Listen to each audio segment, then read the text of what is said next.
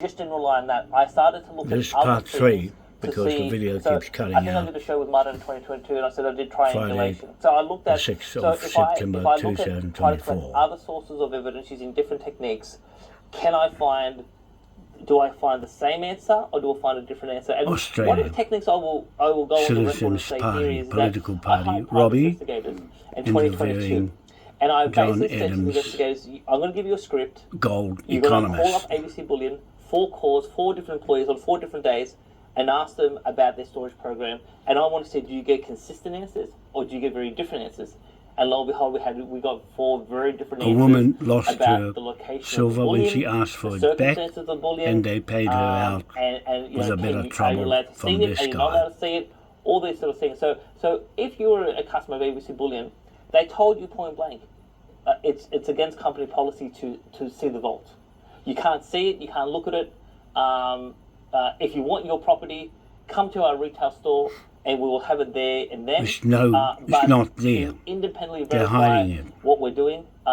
It's against company policy, privacy, security, all these sort of reasons. The woman wanted her obviously silver back, the big question and going they to said ASIC in it's April missing. 2022 was, where was the gold and silver?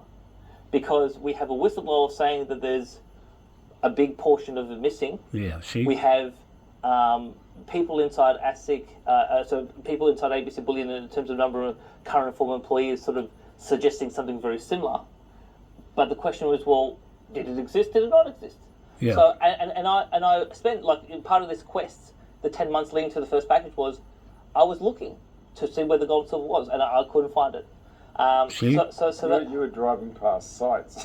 No, the thing is, so it wasn't just a purely online investigation. And, and here's the thing, Robert, we're going to get into this because this is one of the critical issues that I have with ASIC. So this was not just a purely ASIC is the one paper-based chasing investigation. after in There Australia was with Edie physical, Mitchell and the inspections. I was looking 303 around, shell companies parts now of New South covering him Wales up. to see, based on the leads I had, This fellow's is there any evidence in terms blowing in the terms top of, in off terms of where it the is? gold, Now, and I ASIC am gets blowing the the 26th of April. top off real estate.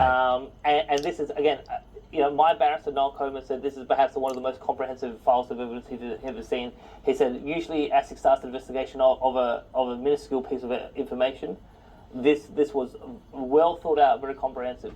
I saw it as you showed it to me, right? It was what you call the package. So that's why I recognise some of the things you're talking about. And we should mention that you mentioned your barrister's name. He's an ex-ASIC investigator himself. That's correct. He knows of what he speaks. Plus, there was one other ex-ASIC investigator that you consulted with a lot on this, as well as lawyers, etc. So, I was not involved in your investigation, but you and I talk pretty much every day, very early in the morning, and you were giving me blow-by-blow updates on the interesting aspects of this, while I was giving you updates on things like the Sterling inquiry, etc. And I could tell from your updates, although I couldn't follow it as super closely as you, I could tell how thorough you were being. That was my overwhelming impression on all those months of you doing this. I could tell the thoroughness that you were applying to your investigation. Yes, and just for the record, it was only after I went to ASIC did I tell Robbie who the company was. So Yeah, during I did this, you kept trying to probe. What are you actually investigating? Exactly. So there was a number of sort of trying to be careful. Now, once I went to ASIC, this is why I triggered the ASIC inquiry, because after spending 10 months and tens of thousands of dollars on advice and trying to understand how this all works, because again, I didn't know any of this. I mean, you compare my knowledge now in terms of the law, in terms of investigations, in terms of evidence, in terms of how to collect evidence compared to 2021.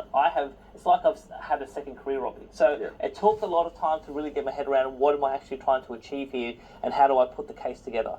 And so we begged ASIC, me and my team, to present our case theory to ASIC, to take their questions, and to make sure they actually understood the material. Australia ASIC refused to talk to us. Security And Investigation Committee won't do anything about it. Cover it up. And the reason why is I had a barrister, but I had the consultant who I had is a former ASIC senior executive who led the Office of Enforcement, or what was then the Office of Enforcement, and he left ASIC in 2011. He's the greatest investigator in ASIC history. He did HIH, he put 12 people in jail. He is a super thorough investigator. Because I would say to this person, if you were still at ASIC, how would you treat this matter? And he said, the first thing I would do, as you as the complainant with this detailed file of evidence, I would bring you in and have a conversation. ASIC refused to do that with me. See? Now, I ended up having a meeting with ASIC in July of 2022, but that was only because they wanted access to the whistleblower, because we had presented the whistleblower as someone who was at that point anonymous. So now, it took them 90 days to start the investigation. So the chance of getting an ASIC investigation is like 0.036%. So, and how did we get it? Because after the Jeff Morris scandal that happened pre-Royal Commission, Parliament changed the rules for whistleblowers and basically said that ASIC has 90 days to assess a whistleblower complaint, and if they don't take action, the law says they must take action. If they don't, then the whistleblower has the legal right, to either make a disclosure to the press or make a disclosure to a parliamentarian, and they are still protected by the law. So we kept on saying ASIC is day 30, day 45, day 60, 70, 80, 90. What the hell are you doing? All ASIC would say is, we're making inquiries. I said, no, that's not enough. You've got to tell us something more concrete. They just keep delaying it. That's what the tax department is doing in Australia with me, delaying time it. period is about to kick in, and we're going to go public if you don't come to the party. So they basically then starts the investigation. 13 months, $300,000 expenditure. And they like playing that part up. They do, and then they send me a letter on the 10th of August last year, and they said, after a thorough investigation, we find no evidence of crime. So now, there was a second package, and ABC Bullion was subject to a second investigation. We won't get into that one today. But what I did was, from September of last year through to May of this year, me and a team of people retraced the ASIC investigation. And this is the first time in Australian history that anyone's been able to do this to this level of detail. We bombarded ASIC with FOI requests. Senator Roberts helped us with questions on notice by the ASIC inquiry to ASIC about the ABC Bullion investigation, and we have a detailed timeline about what happened and what did ASIC do. Now, we know what ASIC did. What we don't know is what ASIC was told. But here is the key issue that blew up with Michael West Media this week, and we'll put this on the screen. So we knew that there was some bullion in a location called 74 Castlereagh Street in Sydney. Now, ABC Bullion claims there was more bullion elsewhere, but we don't know where those places are. This place at 74 Castlereagh Street in Sydney was a legal premises. It was legal, kosher. But the ASIC starts the investigation on the 4th of July. They tell ABC Bullion on the 7th of July, you're under investigation. And they did so by issuing them what they call a Section 30 notice to ask them for the production of books and records. And then we have an email in which the general manager of ABC Bullion, Jordan Licio, says that for one particular investor who was part of my investigation team, he said, we moved your property from 74 Castlereagh Street to a place in Marrickville called 2 Lillian Fowler Place, Marrickville, 3.5 weeks into the investigation. So now the question is, why did they start moving bullion around 3.5 weeks into the ASIC investigation? That's a big question, because it obviously suggests that evidence was being the state of the evidence tampered that with. Was there in July 22. It was evidence tampered and with. they admit they moved it around. Now the question is why. Now, to the issue of the essence of what ASIC needed to look at, based on what you were alleging, is there a vault with the bullion to back up what ABC says? Correct. And instead of looking Robert at that Barwick, straight away, Research Director, Australian Citizen Party. That's him there. Move around. Now, when I go to Parliament, and I've spoken John to many Adams, advisors Economist, in the former coalition, in the Liberal opposition, Party I say advisor. to them, if I tell you there's an allegation, again, not my allegation, the employee's allegation, that gold and silver is missing, how long would you expect ASIC investigators to take before you go physically look for the bullion. Yeah. So when I was about a month ago in the office of Luke Howarth, the Shadow Minister for Financial Services, I asked the advisors, and they go, well, surely straight away. Well, this is the scandal. ASIC did not physically leave the office for 9.5 months, even though this place on 74 Castle Ray Street in Sydney was literally 500 metres from ASIC's Sydney office. They literally a 2-minute walk.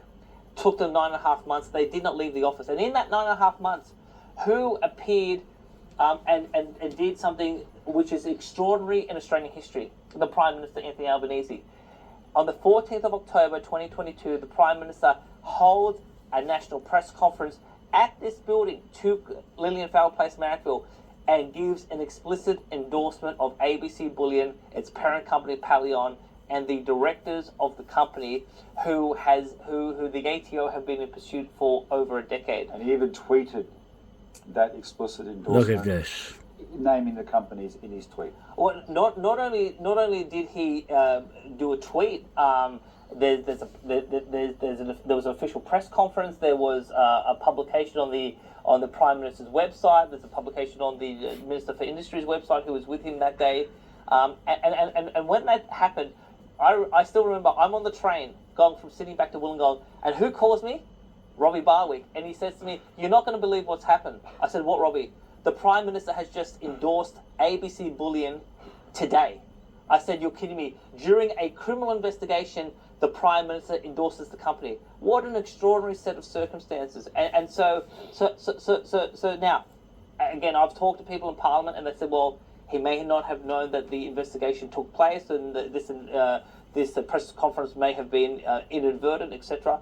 I'd say 2 things to that. The first thing is the issues of the tax office, and I've been told by people on the inside, tax office, the ATO has spent tens of millions of dollars pursuing these group of people for in terms of what they call politicians, GST carousel tax scheme. Again, so their reputation existing was such that the Prime Minister shouldn't have anything to do with them. Well, I mean, look. Here's the thing. All I'll say is the Prime Minister could not have been completely ignorant of this group's history, given that the ATO matter was well before the courts, and there was things happening